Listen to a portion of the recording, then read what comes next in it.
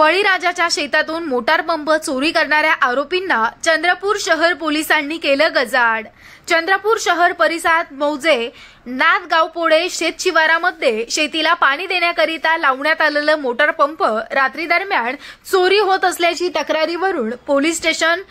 गुन्हे क्रमांक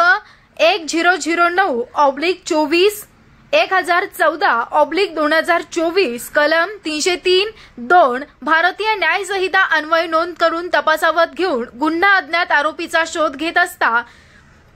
मुत्राबीरकडून माहिती मिळाली की लालपेठ कॉलनी परिसरातील काही मुले रात्री दरम्यान नांदगाव रोड परिसरात फिरताना दिसले। तेव्हा सदरच्या माहितीवरून क्रमांक 1 लोकेश उर्फ शालू पिंकू चव्हाण वय वर्ष 19, सलमान साहेब अली शेख वय वर्ष 19, 3 प्रेम दीपक उपरकर वय वर्ष 18 तीनही राहणार लालपेठ जुनी वस्ती चंद्रपूर यांना ताब्यात घेऊन कसून विचारपूस केली असता आरोपींनी संगनमत करून नांदगावपोळे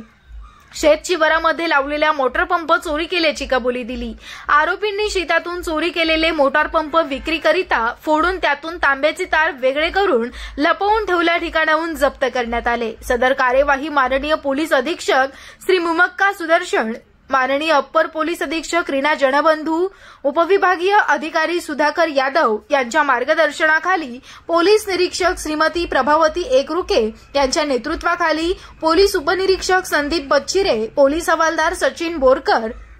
संतोष कुमार कनकम,